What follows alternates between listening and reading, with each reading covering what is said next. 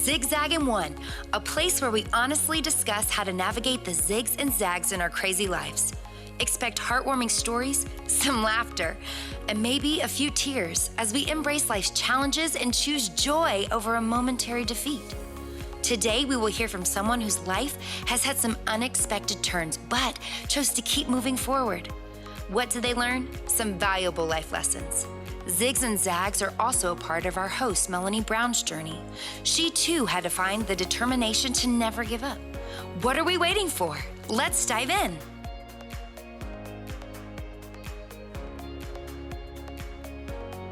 Thanks so much for joining me for today's episode of the Zigzag and One podcast. I'm your host, Melanie Brown. Ever feel like you face one zigzag after another? My guest, Kim McBrayer, felt that way too, when her professional life, her family life, and her personal life imploded. For several years, Kim struggled to make sense of it all. She leaned hard on her faith, feeling God's strength, and learning the antidote to self-pity is gratitude. Kim is a recent widow, Cassidy's mom, and mom to her warrior son, Carson, who passed away from osteosarcoma. She's also the owner of Space Cadets, which helps clients with closet designs and their organizational needs. You'll find her out enjoying nature and the highways in her RV when she's not working. Kim, make sure you invite me on one of those trips. I'm eager for you to hear my conversation with Kim McBrayer, so join us.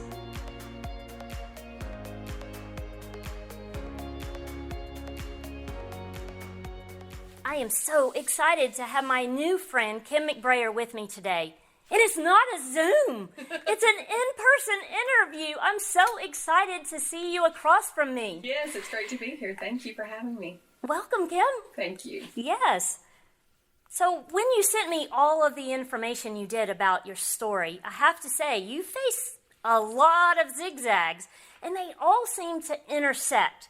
So I'm interested in hearing where all these zigzags started. Oh, goodness. I think it's a perfect word for my life, too, to describe it as a zigzag, because it's something that to me, it's almost been a full circle, but it's also zigzagged up to that full circle. I have been through an experience that I think very few people really could define as anything easy. I guess just to kind of give an overview, I'm a business owner. I've had ups and downs with my business. I am a mom, and I've had ups and downs or zigzags with my children. And I've been married 2 times, and both of those have zigzagged all over the place too. Yes. So pretty much everything within the context of my personal life and professional life has been a little bit chaotic and crazy. And something certainly I've had to find ways to overcome. So to get, I guess, more specific, I started a business 20 years ago, and I had to close it and start over and rebuild it from the ground up. That has been a challenge. At the same time I was doing that, I was going through divorce. Mm-hmm. And that was an incredibly difficult journey. And then also, my son was diagnosed with cancer. Wow. All within the same year. That is a lot to juggle all at one time. Yes, there is no doubt. It was, it was one of those years that just kind of brings you to your knees, and you're not sure you're going to survive. Yes. Everything that, I guess that kind of made me feel like who I was. My identity as a mom, as a business owner, as a wife, everything. Was just kind of burned down to the ground. And certainly it's been a challenge to, I guess, kind of rise from the ashes of all of that. Yes. And reinvent myself. And then as a part of the reinvention of that, I reunited with my high school sweetheart.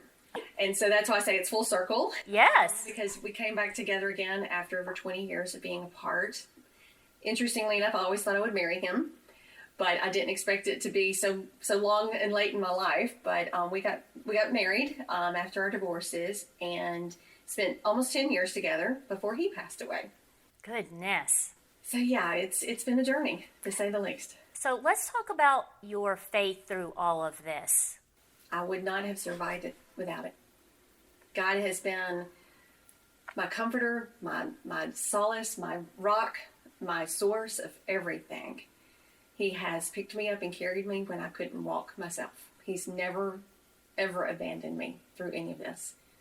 And I've clung to him because I had nothing else to cling to at points. But when you realize that that's all you have, you also realize that that's all you need. And so he has been everything to me. I like how you say that. Go back for a minute and talk about when everything kind of imploded or burned to the ground, I guess is the wording that you used. What was going through your mind emotionally and then also mentally and spiritually that broke you down? And then I know for most people that go through very difficult circumstances, you come to the end of yourself and God kind of points out things. What kind of things did you learn during that period? Oh gosh, there were so many. I would never have ever wanted this kind of an experience to be the things that taught me life lessons.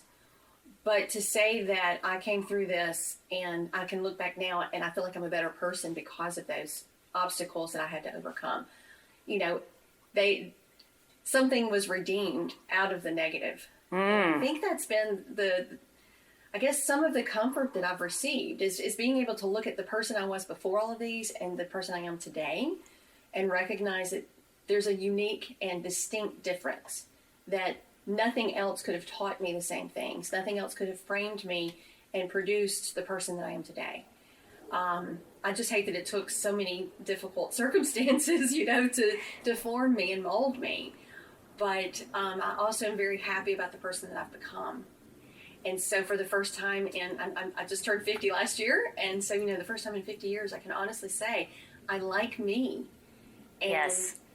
It's been a product of those experiences, those journeys through the valley and literally the valley of death, for me to walk through those and to gain the perspective and to, I guess, develop the intimacy that I have with the Lord now, just recognizing that he never, ever left me in the middle of all that. In the beginning of those things, as everything kind of started to burn down, I was angry. Of course I was angry. I was yes. And how could this be happening? And why is this? And I questioned God. And why would you let this happen? And why would you take a 17-year-old boy and take his life? I blamed him for so much of these things. Why would you let my marriage end in divorce? Why would you let my business that I had built up and took such great enthusiasm and it's a caring service industry. So, we help people. So I couldn't understand why it was, being damaged as well. I'm doing some good things. And so why am I being punished? And so there were a lot of questions like that really, I guess, kept me awake at night. It made me wonder, made me question everything about what I had been taught, what I had believed. And it's been a long journey back to, I guess, having a foundation, or I guess back to the foundation I had already in place. But it's been that full circle coming back to that place where I can really stand on solid ground again and believe and know and trust. Because obviously when you're hit with this many things, you have to wonder why. And God, do you not love me? Are all these promises really true? And I hear what you're saying, because it's hard not to ask those questions. I didn't hear you blaming God, but I think it's very human of us to ask why. Right. But I know from your story and know the little time that we've spent together that you didn't stay stuck there. What was it that caused you to say, what's happened to me has been awful, but I cannot live there, and I can't live in defeat? So what was it that caused that to happen? I think there's this thing called hope. Yes. I like hope. Hope is really the only thing that will pull us back up out of the miry clay and help us to get up and walk again. Believing that tomorrow is going to be a better day. And even if it's not on this side, it's going to be on the other side. That there is no question whatsoever. I have hope for a better tomorrow on the other side after this lifetime. Yes. And I mean, the Bible promises us we're going to suffer. We're going to have a difficult time here because we're not of this world. And having that confidence that I know I'm meant for much better places, but this is just temporary. Everything that I'm experiencing here is just temporary. And I think that hope has produced that resilience within me. Being able to get back up. I had a friend of mine actually describe me as like, the clown that you kind of the punching bag clown that you just hit and knocks Yes. over and it bounces back up. Yes. They said that's what you're kind of like. Like you take one down and then you just pop back up again. And I've often been asked, how in the world do you get up out of bed every morning? And I say to them, what other choice did I really have? And obviously, there was another choice. Yes, there is, because there are plenty of people Right. that do that, and no blame or Exactly. fussing at them or any of that. But And there no are shame, people. no guilt. No, absolutely not. But I'm also wanting to tell them there were days that I didn't get up out of bed. There were days that I laid there and I just said, I just want to stop eating. I just want this all to end. The pain was so intense. Carson was my whole life. My kids, Cassidy, both of them, they're just everything for me. And so to have one of them taken from me like this with, it was just, I couldn't imagine my life another day without him here on this planet. And so, there were a lot of days I just lay there and couldn't get up. But, at some point you recognize I've got to get up again. Obviously having a daughter that came along behind her brother, I needed to get up for her. I needed to get up for my family. I needed to get up for me. I needed to get up for the rest of my purpose here on this planet, because my time is not over yet, so clearly there's something else I'm supposed to do. And believing that there is a genuine intention and purpose for everything that we experience, that it will be redeemed one way or the other, we're going to be able to find that if I keep going. And so I think, having that hope for better days has really allowed me to have that resilience.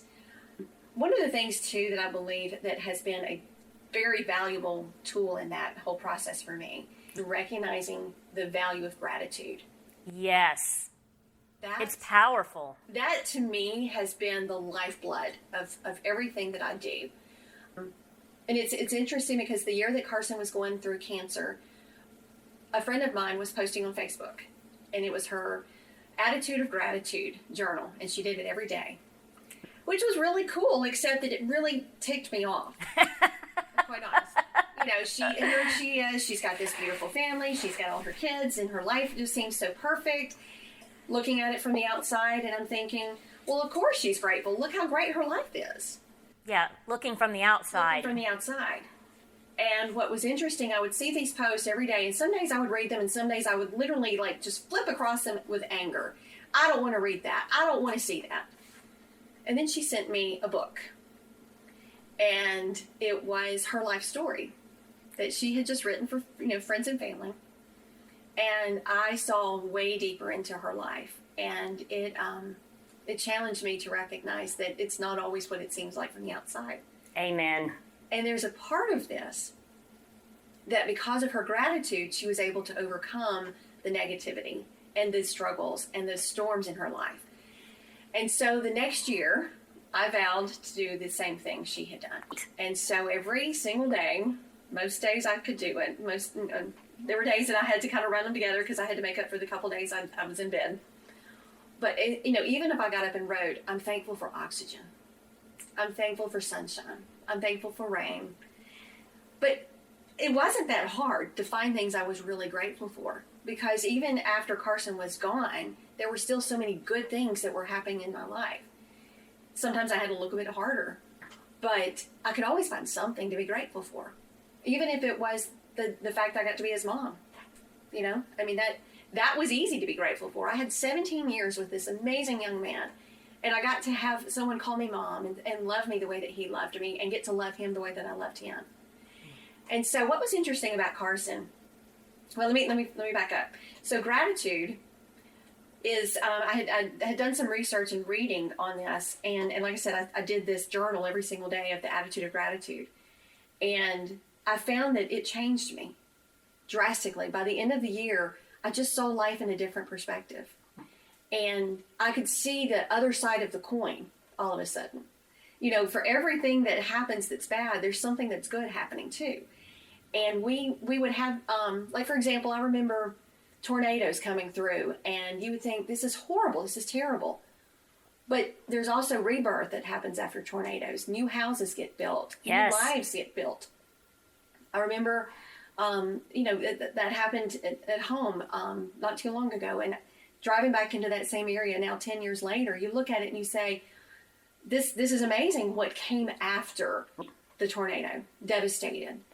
And so I think it's always an important thing to remember that rebirth happens after death happens. Yes. Spring comes after winter. And so we always need to kind of be searching, what is the other side of this coin? So if there's something bad happening, what is the good thing happening at the same time? And that to me has been a valuable lesson.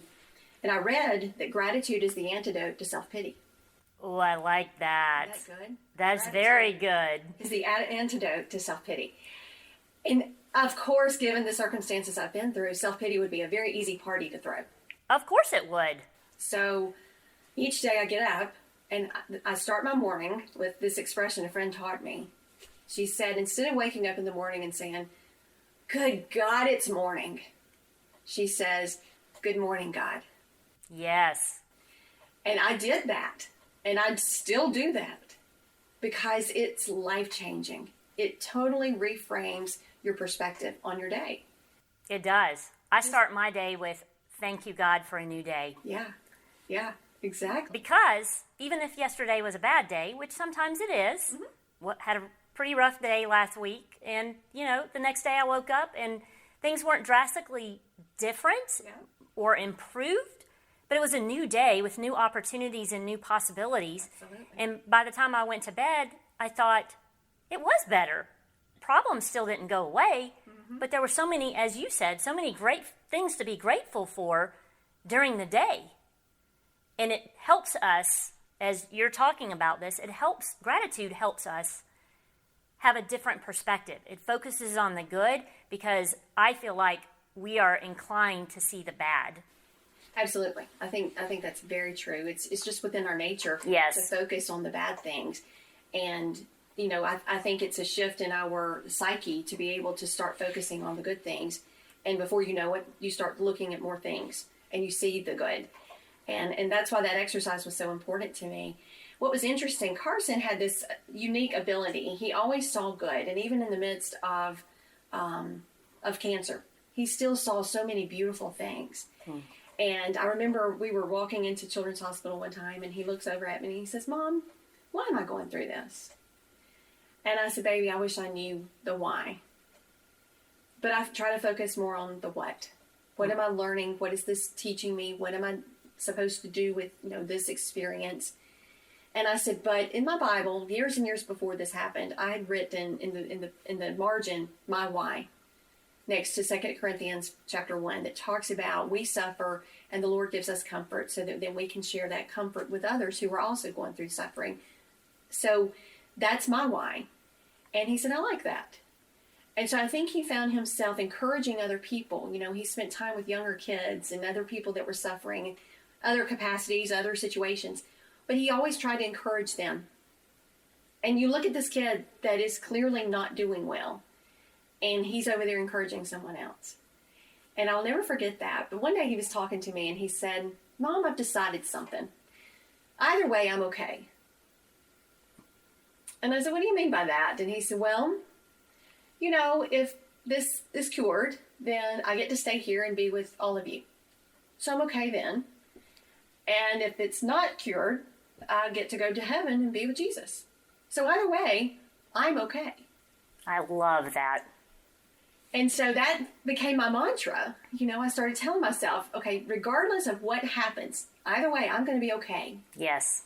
And it was so significant because Carson and I had played this game going in, through his childhood. He would get in the car and carpool, and I would say, "So how what's up, Joe?" And he'd say, "Not much, Schmo." And we would try to play these rhyming games. And it was always this funny thing of, whoever couldn't come up with the next, even if it was a made-up word, if you couldn't come up with something, you lost the game. And he became a songwriter and singer, and so I think that kind of probably helped him in of course it did. Rhyme things. But, here he is rhyming, "Either way, I'm okay." And I was like, "Look at you, you're still rhyming." So after he passed away, I began to talk to people, and, they would ask me, "How are you?" And they would, try to get me to open up. And I began to say this, and I didn't even realize what I was doing. But I said, "Well, I decided that I'm glad for what I had, not sad for what I lost.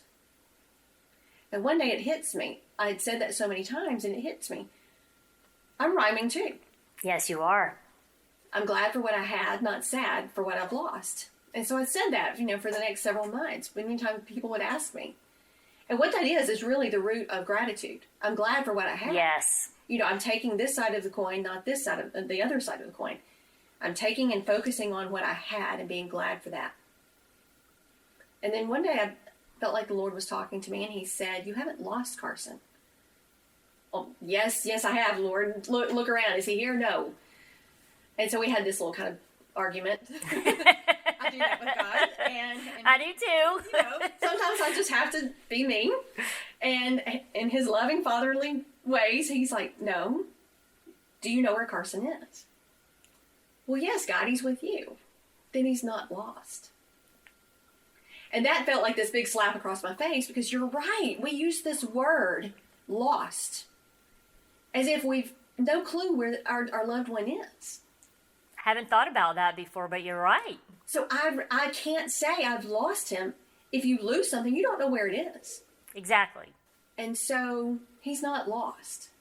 I'm confident he's with the Lord. And so I had to change my mantra. I was going to ask if you did. That was my next question. Exactly. So, I'm still working on it, because this one's not as easy to come up with. But I said, I'm glad for what I had, not sad for what I don't. Because I don't have Carson. I didn't get to enjoy him graduating high school and college and, all the empty nest stuff that my friends were going through. I didn't get to do that. I didn't get to experience him getting married and having grandchildren and all those things that I wanted to. So I have lost an opportunity. I have lost an experience. I have lost a relationship that's no longer active. But I haven't lost Carson. And I think that's given me comfort to recognize that. I think that is beautiful, because it, again, brings back your word hope. Yeah. Hope of seeing him again. Let's talk for a minute about your marriage, your second marriage, and what transpired with the struggles, the zigzags that you faced in that marriage, and then how he was injured and how all of that transpired. Right. So Brett and I were high school sweethearts. I saw him when I was in 4th grade, went home and picked him out in the yearbook, and thought to myself, I'm going to marry him someday. I fell in love with him right away. We dated through high school into college, and things just didn't work out the way that I thought they would. We talk about zigzags. We played quite a few. It was a cat and mouse game. I wanted him to chase me. He wanted me to chase him. And neither one of us ended up chasing. And so we misread signals. And we ended up married to 2 other people. And through the course of life, we actually ended up working together for a few years during the next era of our time together, which was really unique and special. But we never shared our feelings. I thought he was over me. I thought he never really cared about me. So I never opened up about my true feelings for him. We honored our commitments to our marriages. And a few years later, we reconnected again. And at this point, both of us were at the ends of our marriage. And so we reunited, got married, and began a life together. I knew he had a drinking problem. Yes. But I did not understand what that really meant. I had never been around addiction. I had never been around anyone who really drank. And so, it just was kind of a foreign topic to me. And unfortunately, I've also had a pretty strong judgment against addicts, that I thought they were making choices and that it was something that they could control. I didn't understand the full gravity of the disease portion. Right, and it is a disease. It is, without a doubt, and certainly I have had that proven to me. It was a decade of happy, really beautiful, wonderful days, and beyond descriptive hell on the other days. So, sometimes those would happen on the same day. The journey of a life with an addict is not one I would wish on anybody. Yes. But the love that Brett and I shared I wish everybody could understand and have that and touch that, because it was just incredible. So I think that was certainly called into test when, things got rough for me, because there were many days I wanted to leave and just walk away. Mm-hmm. But then my heart would jump back up and say, but you can't. And many people ask me, why do you stay with him? And I would tell them, there's two outcomes here. He's either going to beat this thing and get sober, or he's going to die. Yes. And I want to be there for whichever one that is. And so I couldn't leave him. How long into your marriage did he have his accident? So we were married in 2011, Mm-hmm. and he had a lot of challenges. He was in and out of the hospital several times with just the nature of the disease, and he was trying to get sober.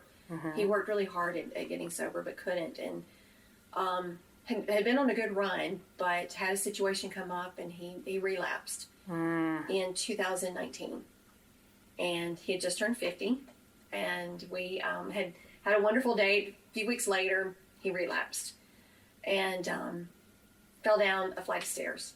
Oh, goodness. And so I found him at the bottom of the stairs. He was unconscious and had aspirated, and so I had to do CPR on him. Mm. We got him to the emergency room. He was in a coma for 3 weeks on life support. Goodness. They did not think he was going to make it. They did multiple surgeries, and we really did. We thought he was not going to make it. Mm-hmm. And I was in this room praying, and I felt like the Lord was saying, he's not done yet. And so my church showed up, and we prayed over him. We sang songs. We just continued to believe that this was going to be a wonderful experience, that something was going to happen and everything would be good. The next day, he started to come to. Wow. From his coma. Wow. And we recognized that he's coming back. Mm-hmm. So a few weeks later, he moved to the rehab place, and he began to learn to walk and talk and feed himself and dress himself all over again. And we, that was a journey in and of itself. But for 3 months, he lived at the rehab center.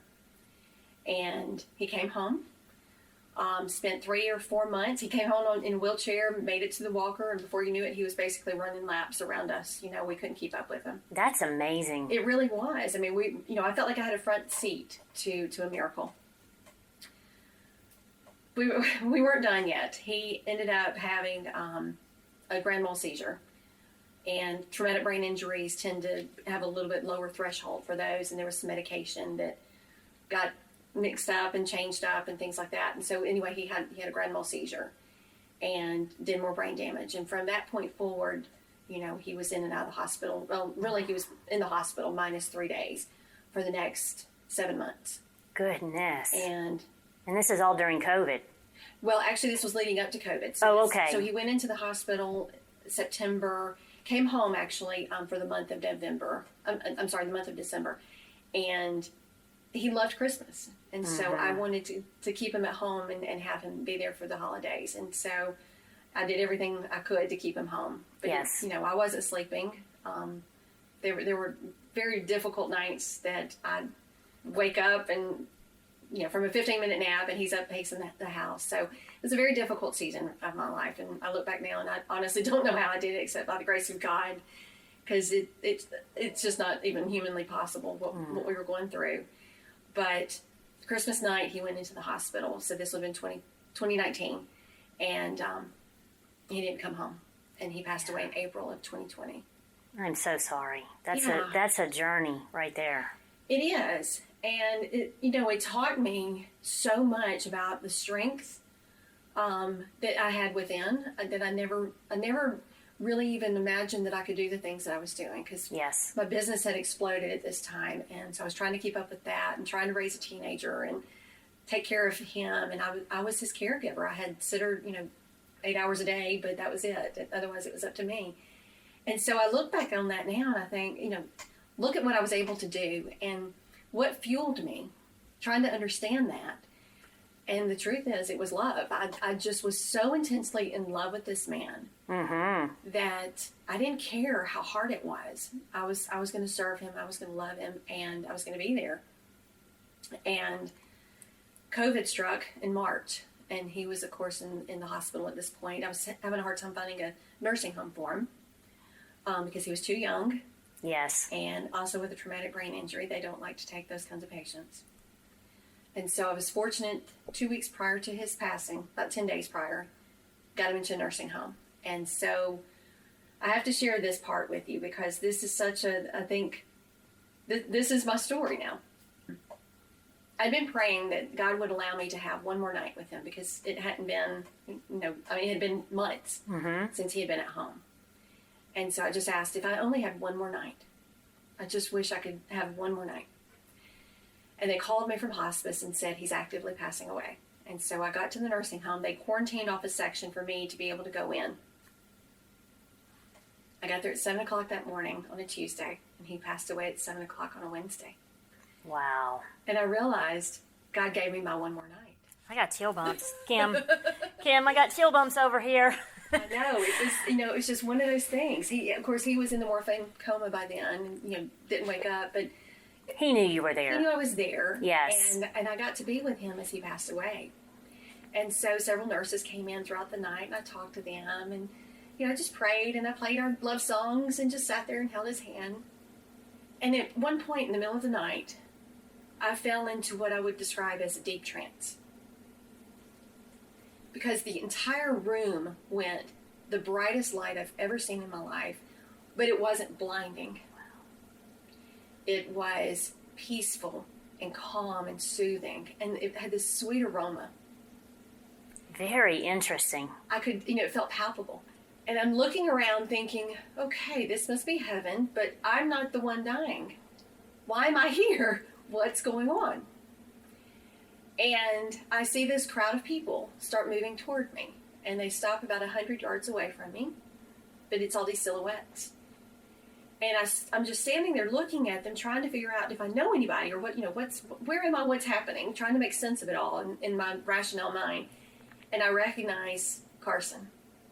Oh, goodness. Standing there. And standing next to him was Jesus. And I gasped. It took my breath away. And I remember being very much in the room, but very much in this other space.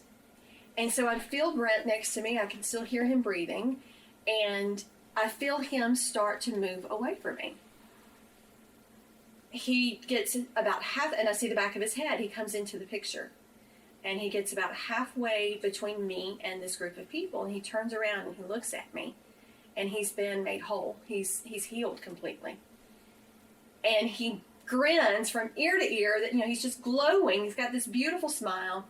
And he waves at me like Forrest Gump, the big grin and waving like crazy. And like, are you seeing this? And I'm going, oh my gosh, this is so cool. I get to witness this. This is amazing.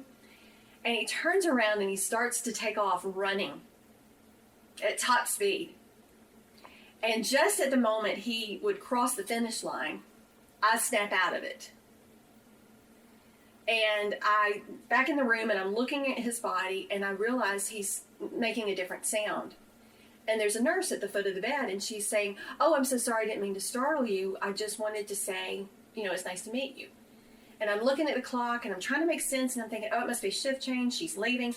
What's going on? What's that sound? And I'm trying to put all these things together in this very split second, And I looked at him, and I said, did he just breathe his last breath? And she reaches for his arm. She picks up and checks his pulse. And as she's doing that, I feel this yanking out of my chest. Wow. And it's like all these strings are just being yanked out of my chest. And it took my breath away. And I reached up and grabbed my chest and just held my heart. And I said, yeah, he's gone. I just felt him leave. And she laid his arm down and she said, yes, ma'am, he's gone. What an incredible opportunity for you to experience his transition to heaven. Yeah. And I could only imagine that would have to give you so much comfort. It does. There's Especially no to see question. your baby boy. I know. I mean, I got the whole thing. You know, I got Jesus and Carson and Brett, all of them. I got to see all of them. And so, the first thing that went through my mind was absent from the body, present with the Lord. Yes. He instantly crossed the finish line, and his body gave up here. At the second he's with the Lord, he's not here anymore. And it was such a cool experience that... Yes, that is extremely cool. And so... You have to be grateful for that. It's my comfort. It's the thing that gives me hope. I don't just believe that there's a heaven. I know it. Well, it's full on yes. confidence and knowledge now. I've seen it firsthand, and it's just incredible. And quite honestly, I was disappointed I didn't get to stay there. It's just so amazing. Yes. And I long for that now. But how awesome, to get to be a part of that and to watch Brett run into heaven. Yes. And be healed. Thank you for sharing that. That wasn't part of the script, and so I wasn't expecting that. And chill bump still. Kim, goodness. We do have to bring this to a close, though. If you would, share your one takeaway. My one takeaway, gosh, let's see. I think it's to live every single day that you possibly are given here on this planet and make the most of it. And take advantage of all of the things that life gives you and be grateful. Yes. And recognize that grief is a part of living, because we love big, we grieve big. I grieve big, but I also know that it's because I loved big. And it's just a part of the human experience. There's no right way, wrong way to do it. It's just part of it. And so you move through it. Grief has become a friend of mine. He's a constant companion. But also love is. That's so beautiful. Thank you. It has been such a pleasure to spend time with you today. Thank you so much for joining me. Thank you for letting me share my story. I hope it blesses someone else.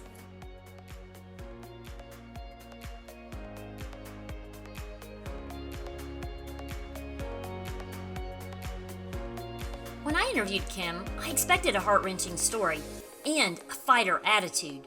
Well, as you heard, I got what I expected and more. She endured so much heartache and pain, yet Kim found joy in her life by choosing to be grateful for the good she saw all around her. Learning gratitude is the antidote to self-pity is the road she continues to travel. Could gratitude really be that powerful? I think so. No, I know so. May I encourage you to be aware of all the many good things, people, and experiences you encounter every day and to express gratefulness for them. Your life will never be the same. Thank you for listening to my interview with Kim McBrayer. Please make sure to share it with your friends. And if you enjoy this podcast, would you take a minute to leave a review? It would mean the world to me, and it helps others find this podcast.